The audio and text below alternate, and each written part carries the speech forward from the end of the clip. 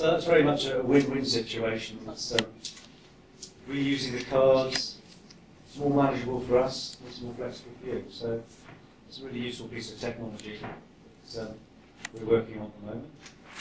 Yes,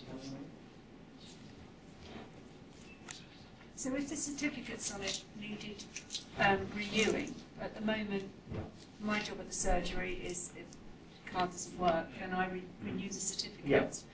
Would it be the same? It won't be thing? the same certificate that you can renew. No, but would it mean that I would still be able to do it, or would it only be something? Possibly not, but we wouldn't set it to be expiring very often. There's no need to expire the certificate in this case because it's a. Another thing, this doesn't come with a demo either, particularly, but the piece explanation. the device is when you that slide the card in, you it's can not plug in that pin number you're using is the pin number you use to access the wireless LAN or spine. something. They're all So if you forgot useful your to pin you, number or whatever, you could do they're normal all administration of also resetting that ways pin. that The certificate we're placing on there malware is viruses like, if you go back to the car analogy, it's like an immobiliser. So if you think about That card going floppy in disks, but now tells the there's a system whole raft of I can be ways used information in and to out unlock of a PC, the and then we USB hand or over firewall, the PIN number and and all the other everything things back down the bottom wireless to LAN. the system that you can All these administrate ways in and out of It's your not, it's not endpoint, your PC, your laptop, or whatever, are potential threats to your information that's behind that, if anyone can get through that. That's one of the principal things, going back to the list of things that are going wrong, that's going on. People are putting unencrypted USB sticks into their computers. I think there's a term, pod slurping, and things like that, for people who go around trying to get information off people's machines. I did notice on that wonderful episode of Spooks, I can't remember the name of the programme now, the other day, you know, they were putting data spikes in, they called them, and they do all sorts of nasty things and suck things off your network. Well, something can be done about that. The problem of bringing in safe sticks, which we did, encrypted safe sticks, 3 years ago, 4 years ago, whenever it was, is that they're wonderful things. You know, they're not likely to be broken by anybody, and anything on them is pretty safe. In fact, if you forget your password to them, you never get it back.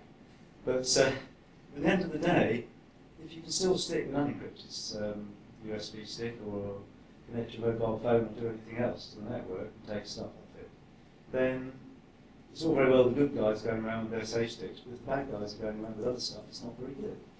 So is there a way that we can protect your data a little bit more comprehensively?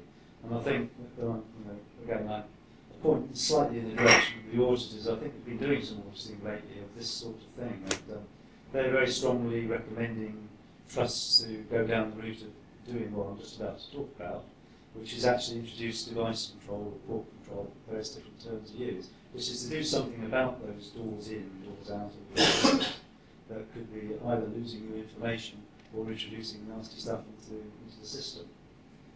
Essentially, it's a background piece of software that works in the infrastructure behind it, so you won't really see it. But actually, we would have to talk to the organisations who wanted to use it to decide how they want to use it. It's very important to remember that you don't want to come in, do something quite legitimate, and then find it doesn't work. You want to actually come in and do your normal job, as long as that's something you agree is your normal job. What you want to do is stop people doing things which aren't. So we would set up some sorts of policies that would allow certain things to happen. So it could be that you can read from an unencrypted USB stick, but you can't put stuff on it. So you wouldn't then run the risk of someone putting stuff on that USB stick and then dropping it or leaving it in the pub or whatever it is that's the latest horror story in the Daily Mail. So those are the sort of things that this software can do.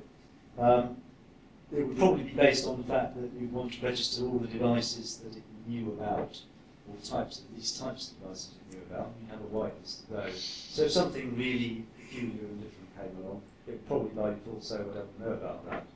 But it can learn, and if people want to do new things, it can be told to accept this or reject that. So it's a bit of software that we've been testing for some time. It's part of that Sophos suite of software, and it's something that we hope to introduce, and I think some trusts are very keen to introduce because they realise that they have a problem now. So maybe a possibility to think about that one too.